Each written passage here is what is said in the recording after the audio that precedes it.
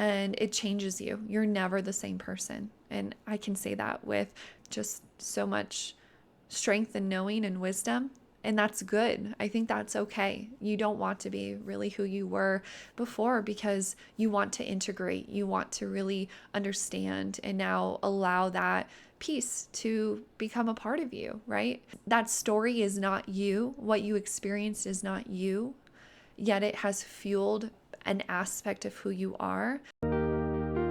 Are you ready to live a heart-led, balanced life grounded in spirit and nature's wisdom? To step into your full power and potential? If so, you've come to the right place. I'm Olivia Ashley, a mother, intuitive, and holistic wellness advocate. Live Wildly is a community of people uplifting each other and shining our hearts to the world. Join us to remove limiting beliefs, enhance your intuition, reclaim your sovereignty, and uncover what makes you thrive.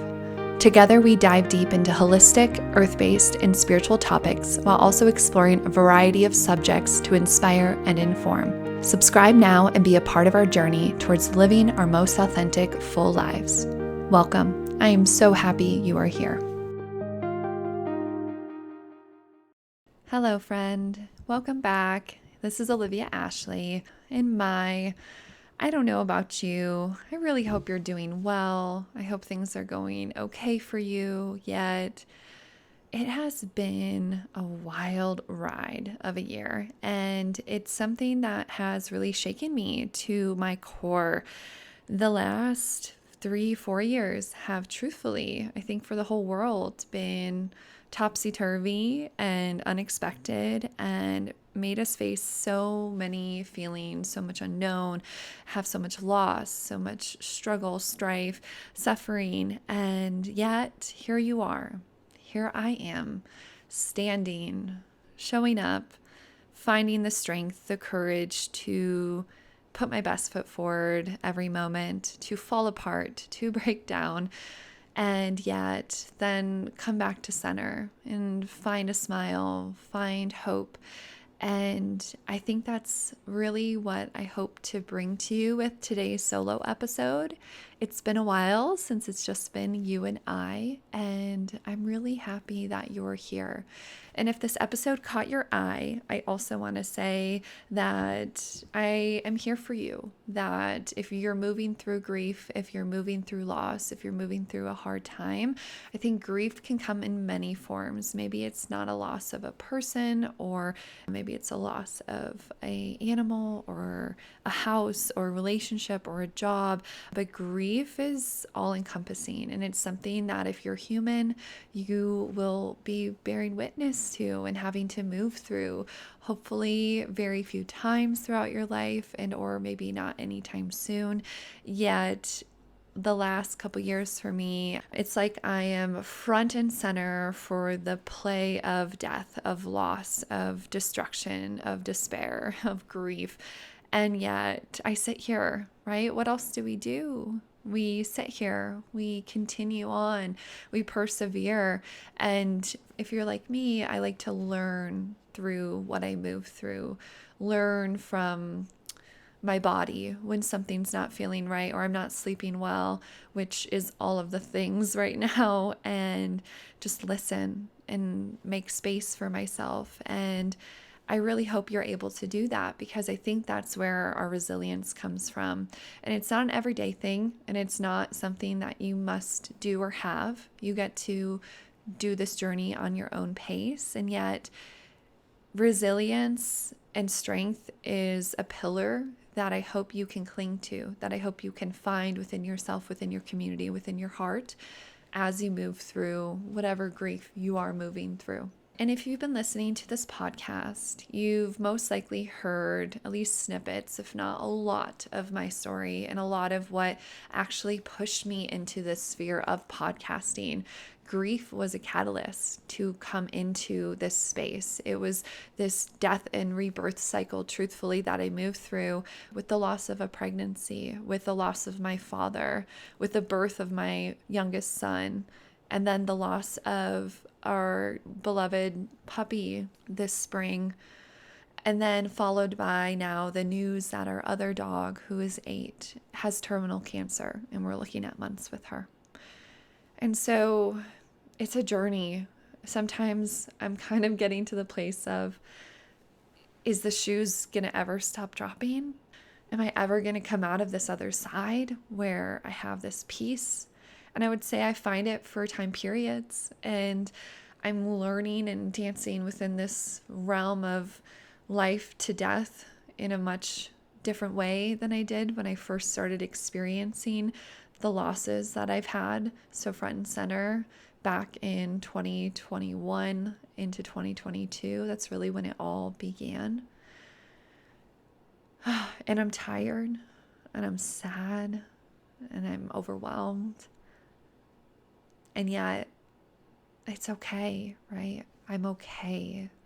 And I think that's where I'm finding my feet, and I have to trust that I have strength in myself to continue to help those who we are losing, these beings, these loved ones who are in this time of transition, moving through health hardships that bring front and center again my passion and activism for health and wellness and well-being that every one of us deserves, from clean air to clean water to clean food, whole food, nourishing community, a safe home, healthy soil, right? It just fires me up to say things are not well in the world. I'm watching so many people close to me, even myself, struggling with health issues, with destruction of quality of life, with having to move through things that no one should have to move through, or it used to be so uncommon. And now it's just the expectation, right? It's 1 in 2 are going to get cancer in this life. Our children are expected to not outlive us. That terrifies me. That makes me so upset. And yet it then empowers me to go, so how and what am I doing differently? How and what am I changing to try to remedy and support ourselves? And what needs to change in my day to day? What needs to change in my life, in my kids' life, in our sphere, in our community to have more well-being? More slowness, more relaxation, more rest, more play, more joy, more fun, more simplicity. And so it's funny to put more and simplicity together in that way. I don't want more necessarily.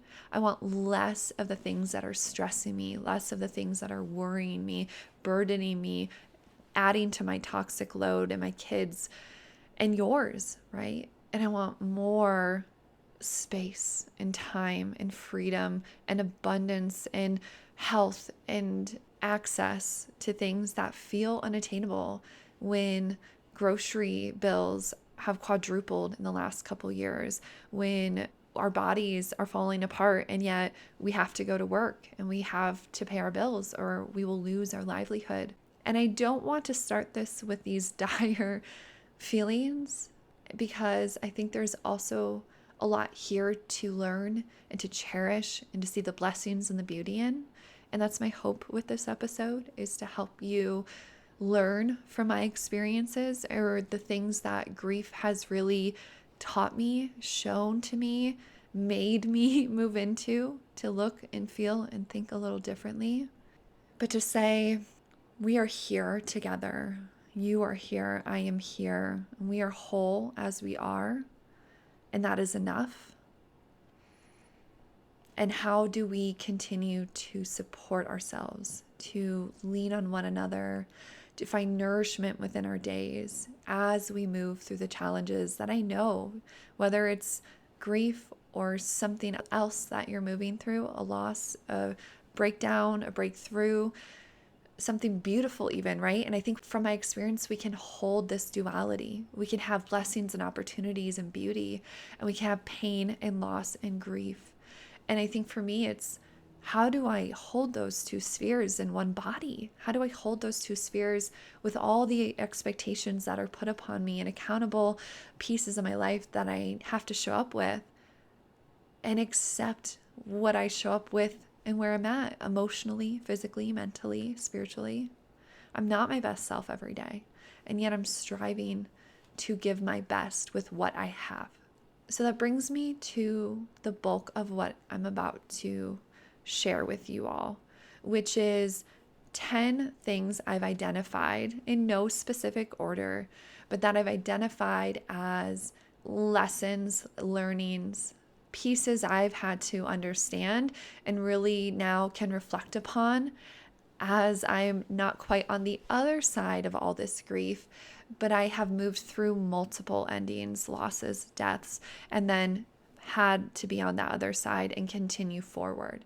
And so these were things that I felt just were supportive, that when I reflect upon, I don't think I understood when I hadn't moved through these things, when I didn't have this understanding or perspective. Death and birth and this whole cycle, it's so sporadic, it's so connected. It throws you into this wild, weird portal on both ends, and it changes you. You're never the same person. And I can say that with just so much strength and knowing and wisdom. And that's good. I think that's okay. You don't want to be really who you were before because you want to integrate, you want to really understand and now allow that piece to become a part of you, right? That story is not you. What you experienced is not you, yet it has fueled an aspect of who you are. And for me, it catalyzed pieces in my life. It shot me into new directions. It brought this momentum, this fire, this anger to be like, I'm done. I'm done acting this way. I'm done waiting. I'm done not doing or living what's in my highest and most aligned accord, what my heart is speaking to. And it's still not perfect. It's stepping stones, right? We are laying the foundations constantly. And as we are laying them, I think what I have really understood is, are you happy here? Are you happy with where you're at for the most part, right? We can all wish and want other things, and we're striving and looking towards goals, or we have hopes, and sometimes nothing's ever perfect. The grass is always greener on the other side, right? And yet, how do we flip that perspective and go, the grass is green here. I am safe, held, supported here. And I know there's more, right? And I know there's other things that I want or to feel or to be a part of. So let's just be here. So I am hopeful that this will bring some insight. Maybe it illuminates some things for you. I'm sure I will be emotional throughout this conversation at some point. Grief brings that up. And so thank you for just being here, holding space, for moving through this with me as well, because this is just very close and heavy to my heart. And I'm not fully through it. I don't know if I'll ever be fully through it. I hope I'll have a period of some time to just integrate and recover. And yet I don't want to wait on this. And so I just want to give that caveat too of, if you're moving through a really hard time and this is challenging to listen to, please take a pause. Please, step away, listen to a different episode of mine, and just come back when and if you feel called to. But death and grief is something our culture and society does not do a great job at really looking at supporting us as humans to walk through. Maybe your religion or your belief systems have a perspective that you follow, or rituals or routines or understanding of how you look at death and even birth. But in my household growing up, it was very hushed. It was very hidden. People were emotional for about the day that it happened. And then it was, we don't feel our feelings. We don't talk about this. It's too painful. It's this kind of almost victim mentality. Why me? Poor me. And that was really hard. I had to unpack a lot of that. And I had to really create my own belief systems and my own pathways and understandings around death and what I wanted to take forward and share with my children and put forward in our family as a ritual, as intention, as conversation when we move through big feelings and hard things. And how do we remember? How do we memorialize? How do we call in these lost loved ones back into our life and our space? And so you'll hear some of that through this conversation. You'll get a sense of some of how I am perceiving and integrating and believing death and the spectrum and what it brings. So take care, stay grounded, be in your heart, and just note that I am sending you so much support, so much love, so much care for whatever you're moving through. And I hope that these help. I hope that you get something out of this episode, and I'd love to hear from you if so. So let's begin. My number one thing that I start with, and these are really in no great order. I didn't take the time to really order these in any specific way. These are just really what came through. And so just note that as I move through these, the first one I wrote out was grief is painful and that's okay. And I feel like I need to say that again. Grief and even loss and death is painful. You feel pain that you've never witnessed or felt. It's not a physical pain. Sometimes it is. It is this overarching pain that sinks into every aspect of your being and your soul. And yet, it's okay. You can hold that duality within yourself and be in that pain and be witness to this pain and be fully succumbed by this pain, but also still be okay and know that this is okay. It's a process. And something even more so, I think what I learned with this is for me, not all of them were this way, but I learned that anticipatory grief, so that realization when you know death is coming, that you know you're about to go through this, that can be more painful than the actual loss itself. And that was something that really shocked me, because in that 7 months time of when we knew and found out my father was ill to when we knew it was bad to then just the waiting game of, is this it? Is it not it? I mean, we had that probably 3 or 4 times throughout those 7 months. And that just shattered me. I mean, I don't know how else to describe it. And then when he actually passed, he was in so much pain at that point. And it's kind of how our dog Jasper, our healer that we just put down, was it's just that like relief. I felt relief when they passed, in the sense of they were suffering so deeply. That was harder to witness and harder to know.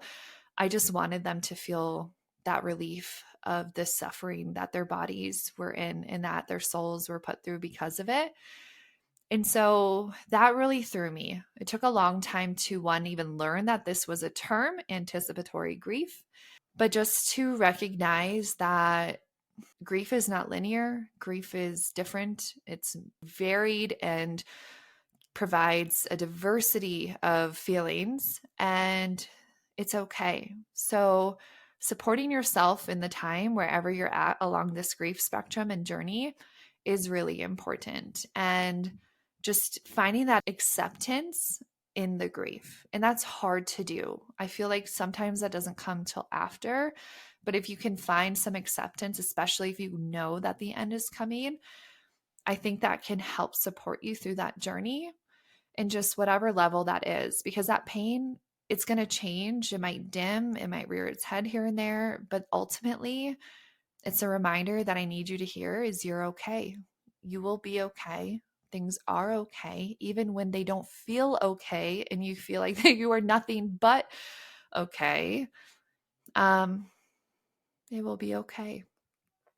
And so my second piece is be fully in whatever you're feeling. Be fully present in whatever you're feeling. And you deserve to take up as much space, as much time, as much asking for help as you need during this time period, before, during, after. What I realized is it makes people very uncomfortable to be in grief, to be moving through grief, to be moving through loss, to talk about it. And that's fine. That's on them if they're uncomfortable, but you deserve to be fully in whatever you're feeling, to show up however you are and let that be your truth. And this doesn't mean to just take the short route, right, in life, to just kind of lean in and go, I'm going to be a crappy human because this is my ticket to being a crappy human.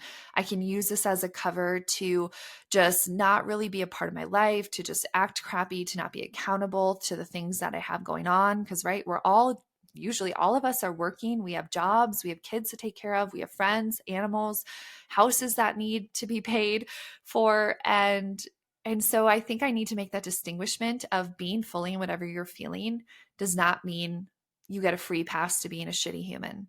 This means you get a pass to be fully in what you're feeling and ask for help and take up that space as you need it, and to not feel guilty for feeling like you're leaning on your friends too much, or feeling like you're asking your friends for space and like they're going to leave you. I definitely had a period where when I was waiting for Stone to be born and I was in that deep, deep, thunderous storm, I texted all my friends and said, I'm going dark, just going dark.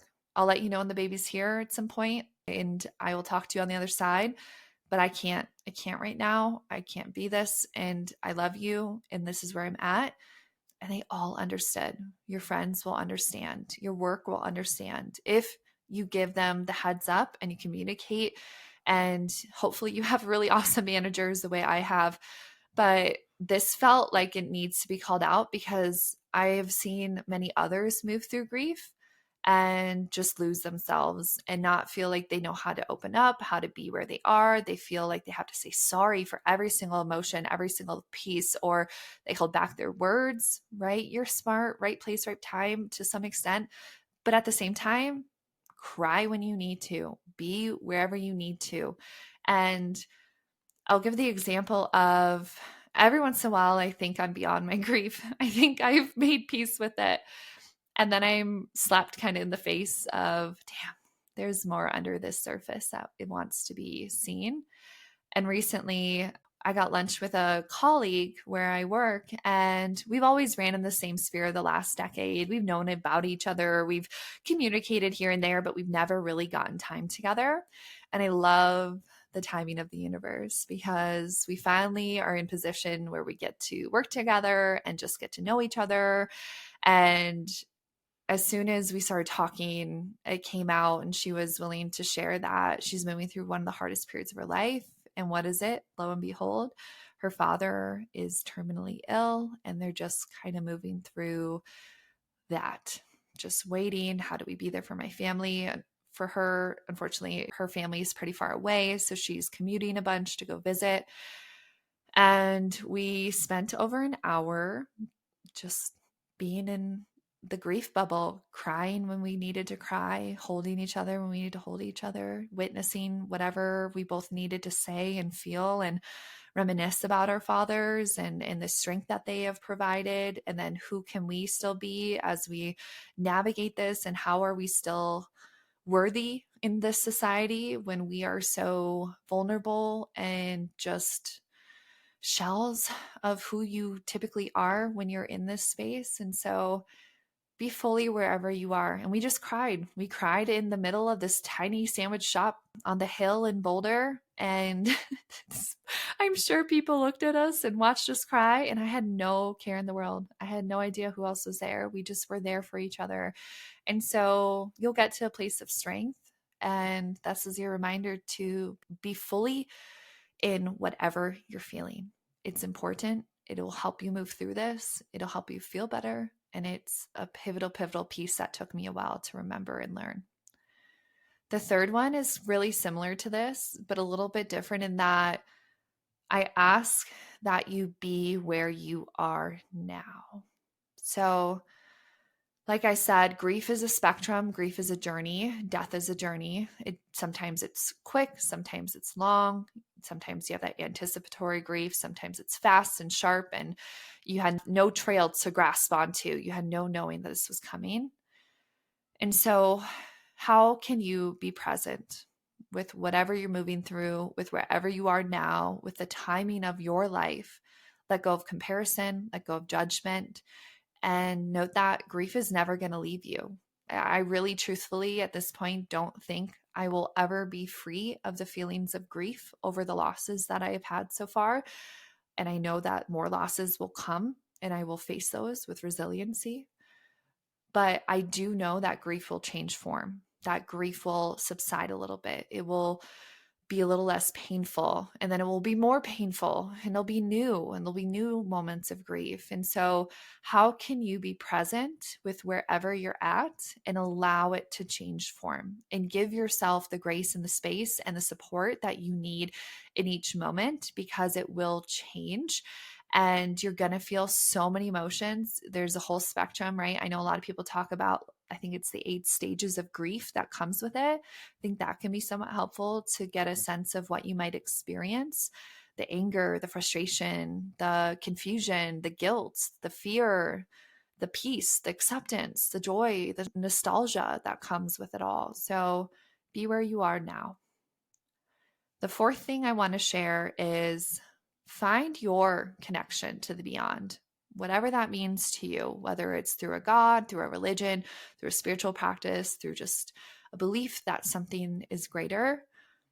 I don't think I could have moved through everything I moved through without my belief that our soul goes on, that there's this higher purpose, that this is just one part of this massive soul mission and soul journey that we are experiencing, and that there's a spirit world that we can connect to and connect with and be supported by. And that when people, animals, loved ones transition, that soul and that spirit is able to connect with us in that new way and work with us in that new way. So you might not feel the same, that might not be your belief, but whatever you need and whatever you believe, hold to it, believe in it.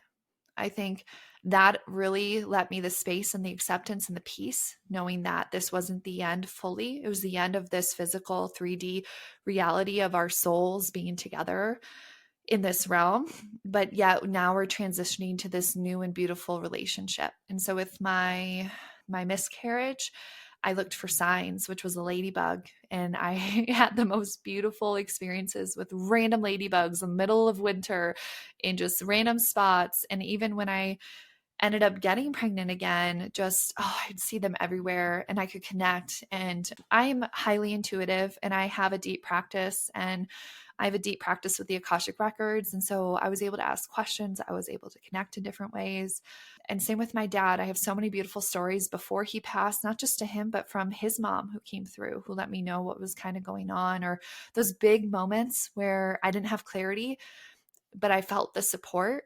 And then once he passed and I asked him for what sign, what would he be? And while he wasn't really willing to give me that in his last moments, what I stuck with was a cardinal, because he's from St. Louis, Missouri, and we had cardinals, the baseball team, all over our house, the pendants, the shirts, lots of St. Louis, Missouri things. And then I don't know why, we always just talked about cardinals as well. So that felt very supportive, and it goes so much beyond signs. I use those because those are very tangible and supportive, but I feel them. I feel them around me in this new way. They give me guidance. They give me support. I feel them holding me, like physically holding me with their energy. And I think that is the most beautiful, incredible thing. Like, it blows my mind, the experiences that I get to have, the experiences that hold me and touch me. And as I say this, like, I knew I was going to cry.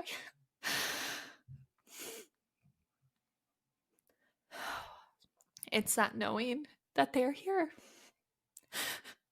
that it's so hard to let go of the physical body, to let go of those memories, and that ability to hear them, to talk with them, to believe in everything that you would have had they still be here, what they miss out on, what beauty they could bring to this world, what they did bring to this world. And yet I can feel my father just asking us all to remember they're still here. They're here in a new way. They get to watch, they get to support, not in a creepy way, but in a way where they get to pull strings in the magic of this universe that we don't fully understand. That they get to hover over us while we sleep. They get to dance in our dreams. I can't tell you the amount of dreams where he would just show up and sit, and we'd have a conversation and laugh. And they were the weirdest dreams. I don't dream like that typically, but you wake up and you know that they were there to just remind you they're still here. Not here in that physical form, but they're here. Oh, so thank you for letting me be in that space. And whatever that belief that you have, cling to it, search for it. Maybe you don't have one. Be willing to navigate and experience whatever that is in your own way, right? My way is not your way, and that's okay. I like to share my way because it's been so impactful and supportive, but you get to decide what that is. So just note that, find your connection to beyond and let that support you. My next one, the fifth one, and we're about halfway through now. So, health is everything. And I think most of us know this. And this is something that I've been hyper aware of for this last decade, especially growing up as a child who was very sick, who has had lots of allergies, sensitivities, stomach issues, migraines, period cycle issues, pain. I started to really navigate what does that look like for health in my body and health in this being. And when I had to witness both loss as a miscarriage, which then really pointed, what did I do? Was this something my body did wrong? What do I need more of? It was another reminder. But then watching my father become so ill and his body just ravage himself. And same with our puppy, right? We're pretty sure he was born with this disease. So I'm sure something happened in the womb.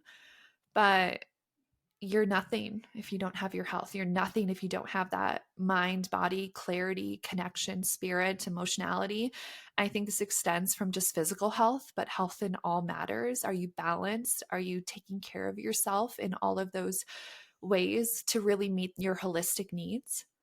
And what does this look like for you? So, what preventative care are you taking for yourself? What are you integrating in? I have a couple episodes on my podcast. I think of Liz Neihart, I think it's episode 7, who came on to talk about the power of fruit. I think fruit and vegetables and herbs are so, so powerful. And then also, I believe in meat and the restorative power of nourishment and minerals and clean water and saunas and biohacking and breath work, like all these amazing things. And it doesn't have to get complicated, but what are you starting with?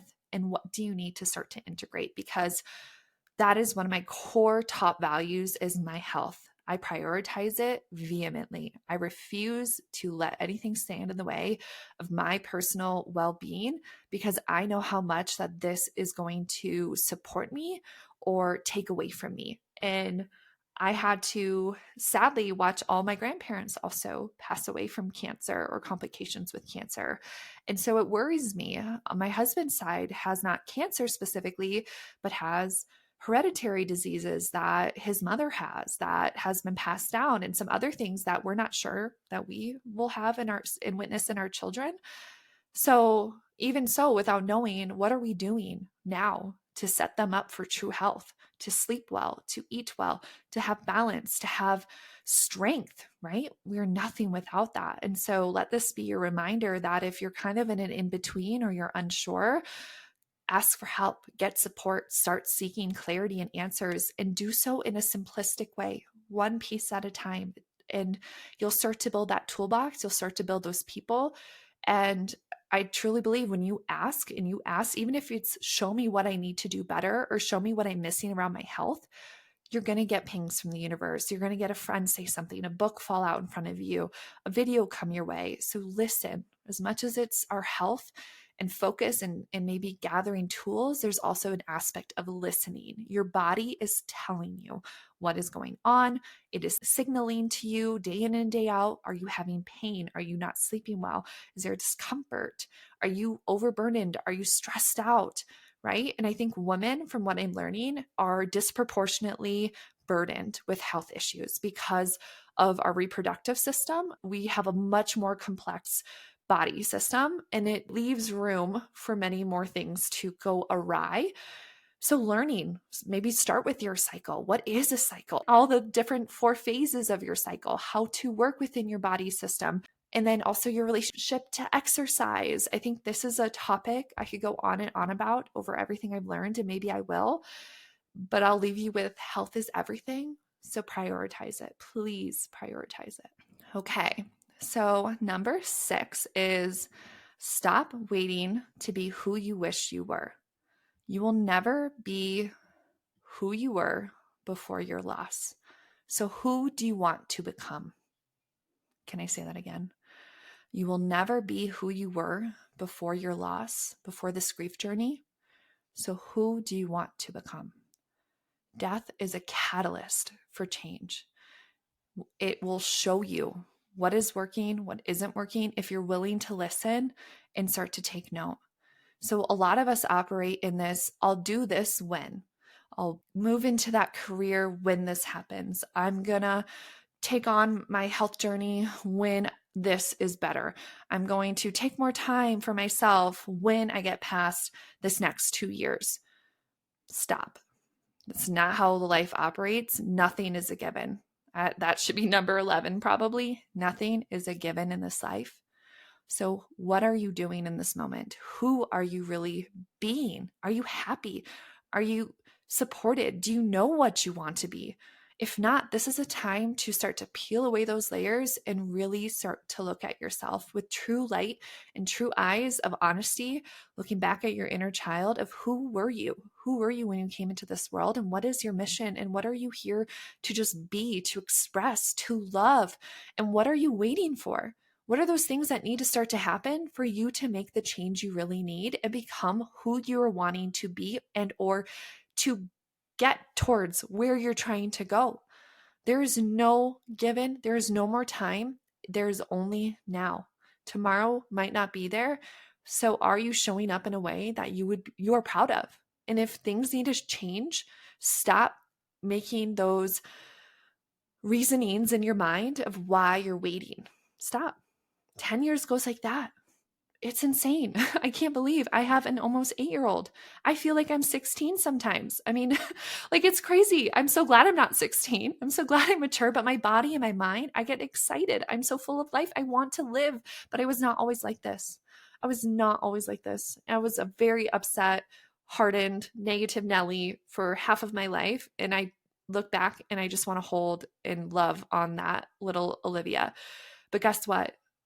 Death and grief shook me to my core. Children, having babies, birth shook me to my core. So use this time, not while you're in it, not while this is in your face and you are just doing your best to wake up, feed yourself, get to where you need to be.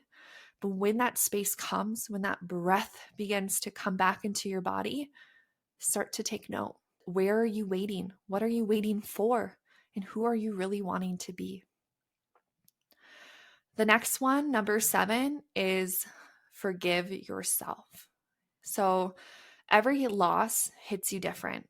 So as I've shared, my losses are very different and it happened in very different ways. And it took a while for me to really realize that I didn't necessarily play a role in any of these. Like, yes, we had to make the decision to put our dog down. Yet I trusted, I talked with a vet, I talked with intuitive friends, I connected to him, and I knew him like a mother knows their child. I watched what he was when we got him to where he was, and it was not fair for him to be stuck in that body and just wait for him to die on his own. I was ready to move that suffering, and I hold no guilt for making that decision. But it was a little different with my miscarriage where my body and something didn't go well, didn't go right. And so I held some burden of this feels like it's my fault. I did something wrong. And that was really hard. And even my father, there was a long time where I felt it wasn't fair. That's the best way I could describe that moment. It did not feel fair that I got to live when my father, who was so beautiful, so strong, so full of joy, had so much ahead of him, had to be taken away. And so don't take that burden on. I know you might, and that's okay. But at some point, find that place to forgive yourself. Find that place that we had to witness this loss. We had to be a part of that journey that was purposeful. How beautiful that we got to be a part of that. But you did not cause it. You were not wrong that you get to live because they died, right? There's not that guilt that you need to hold. And obviously this still hits home as I cry. And I feel this so deeply. And I think I feel this for the collective, for the group, that it's really hard to move through grief and death, and to let yourself bear witness and not take on that burden of holding or shouldering that weight of death and grief and loss, especially if you have children, especially when you want to protect others, when you want to make it better for others. I think, especially as women, we will take that burden on. We will unduly try to make everything okay for everyone else when we might be struggling. And so ask for help, talk about it, find ways to release that guilt within yourself and forgive yourself. You're okay. Oh, man, I knew this was going to be a big one, but it felt so poignant. I knew this needs to be shared. So thank you for just letting me be vulnerable, letting me be here in all my feelings. I just want to honor that and just say thank you. Okay, I think we're getting to the lighter side of things. So, number 8, I love that it's an 8 because 8 has been so front and center. It makes me think of my dad too. And this was his advice when I asked him, what is something you want to share the day before he passed about life? Like, what should we take away and what should we tell our children? The biggest thing was, don't sweat the small stuff. I loved that. I think that's so beautiful and just gives you a punch in the gut. We are worriers. I don't know about you, but I have worried so much in my life. I have anxiety around things that have not happened yet, how things will happen, what things won't happen. And I overthink everything. And I know that's my journey. I'm figuring that out and finding ways to move beyond that. But that was a really, really great reminder because death brings perspective. Like I said, you are just thrown into this new realm that you didn't even know existed. And for me, it was like I got a kick in the butt of stop being so tight and so worried and so in your head about what you aren't doing, what you are doing, the guilt you feel to just rest and take time, how you're not showing up in the world, what you're not doing enough of. Stop. Stop sweating that. Stop worrying about that. Those are just little stupid crap that you don't need in your life. Learn from your mistakes. Learn from the things that didn't go well. Learn from your failures and then have fun, right? Do not sweat these little things that your husband left a sock on the ground, that your children made this massive mess, that your dog got sick and puked on the carpet last night. Like, it's the reality of life. How beautiful that your dog is alive and healthy and his body's doing what it needs to do, and that your child is learning how to hold a cup and be better at their body awareness, and that the sock on the floor means your husband is doing what he needs to do and he's not thinking about the little things. He's just in his life and not worrying, and he didn't realize and put it there to make you mad. It's the way that we perceive it. And so check your perspective with everything. Check how you react and how those little things, like the mundane little things that we all have to do and deal with, are they adding or subtracting from your life? And can you just find a space to be neutral so you can focus on the really amazing things? You can focus on the challenges that need to have attention on and let the rest go. It's kind of this space where I'm getting into my house because I love organization. I need things to be clean to feel good. And I've let it go. I have 3 children. I have had 2 dogs, now 1. I have a husband. I have myself, who we're running all the time. We have full-time jobs, and yet we're so blessed. We are mostly at home. And so what is a mess? Our home. We're always in a state of flux. We're always in a state of being lived in, and that's okay. So don't sweat the small stuff. If you take nothing away from this, don't sweat the small stuff. Number 9 is learn to dance in the portal of in between with strength. So that's kind of a big one. I feel like you really have to let that simmer for a second. Dance in the portal of in between with strength. Again, kind of back to that nothing is a given. So show up where you're at And can you have a little bit of more fun, a little bit more relaxation when you're in this in between and it's crappy and it doesn't feel good, or maybe it's beautiful, or you're waiting for something? It really blew my mind how similar the portals of birth and death were. And I got that front and center because, like I said, my dad died late July and my son was born mid September. So that was 2 months. I had 2 months to navigate a funeral, navigate my body actually being prepared and being like, hey, you're pregnant. I know you kind of pretended you weren't this whole last 9 months, but this baby's going to come. And are you ready for that? And I felt like I just was in that portal. I got thrown in. We watched him pass. We had to move through that.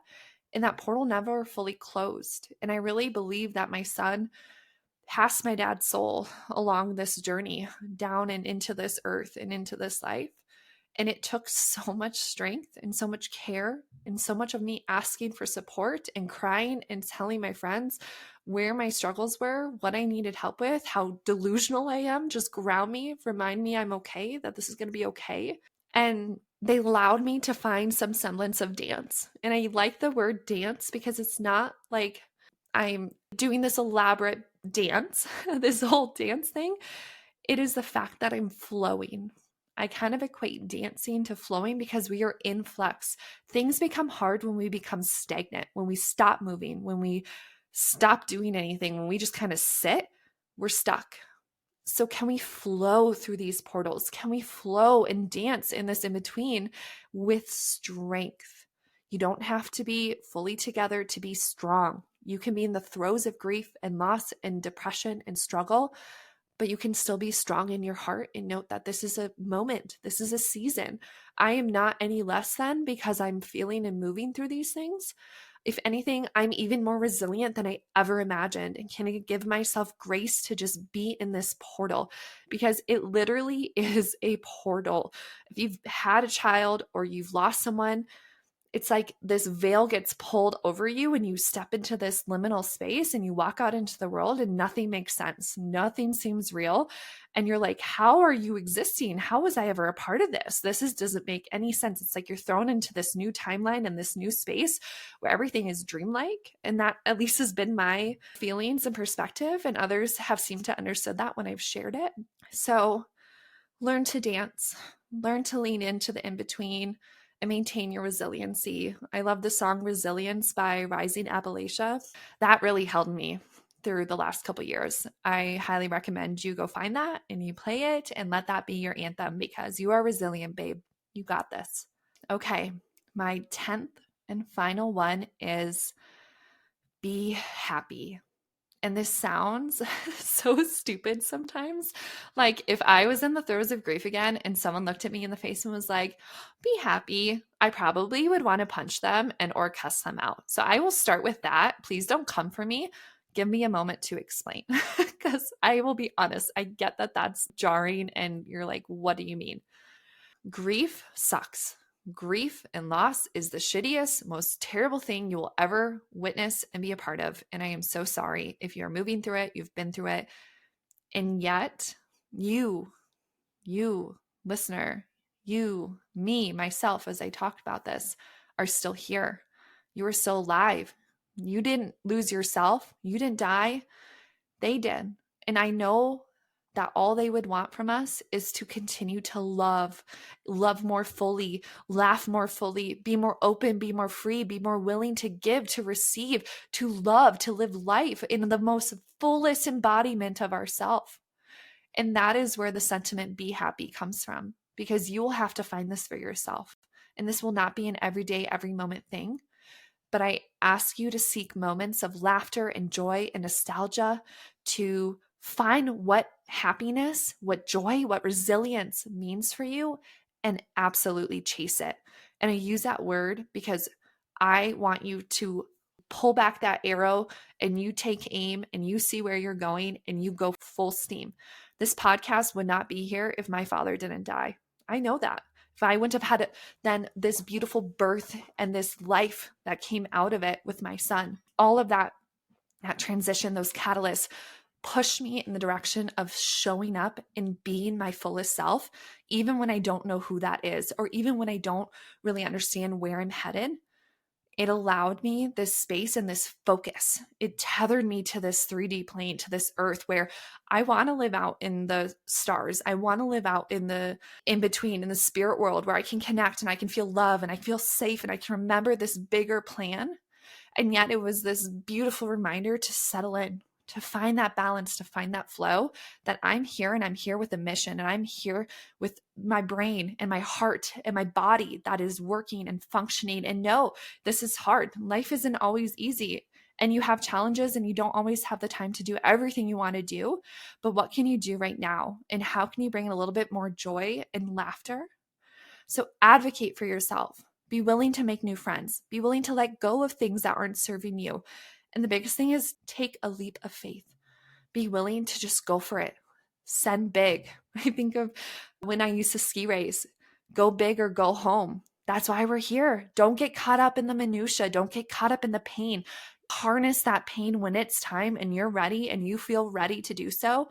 And remember your happiness again. Remember those laughters, those moments of beauty. Reflect back on those you've lost and those memories and that love that fueled all this, right? Babies wouldn't be here. People wouldn't be dying if there was not love in this world, if there wasn't love in that act of creation.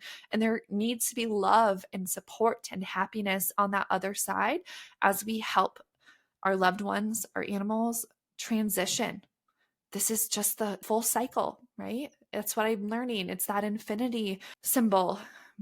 We are here and we are gone. And so, what are you doing in this moment? Who are you being? What is your health? How are you forgiving yourself? How are you settling into the pain and letting it fuel you? And how are you happy? This was a big one. And if you hung around this long, I just want to give you this full air hug, this energetic love. I am sending it so deeply to you. Thank you again for just being here. Thank you for letting me have this space and this creative container to move through what I'm moving through, to be an open book and vulnerable and focused. It gives me so much delight and excitement to speak and share from my heart in hopes that this sparks something in you, in hopes that this supports you while you're moving through something hard. Or maybe you heard this because a friend who really needs it, and so you send it to them. So thank you from my heart, sincerely to yours. Thank you for pressing play, for being willing to learn, to listen to someone who is still learning, someone who's still navigating grief and loss and love and light and strength and resilience and falling apart all over again. It's an important topic. It's an important part of life that I hope to see more people talking about, more people sharing their experiences, more people supporting those who are moving through death and moving through dying, through illness, to help those get to the other side. I think it's some really, really important work and focus. And so I hope that you can take something from this to fuel your day, to fuel your life, to fuel wherever you're headed and wherever you are in this moment. So I will be back soon with another episode. And until then, if you feel called to, I would love, love, love to see any rating and reviews that you would like to leave. It fills my heart and I appreciate it. And I'll be back soon. So all the best to you. Thank you for joining me on Live Wildly. If you enjoyed this episode, make sure to subscribe to the podcast so you never miss an empowering story, insightful lesson, or transformative tip. Together, we can continue to challenge the status quo, enhance our intuition, and uncover what makes us come alive.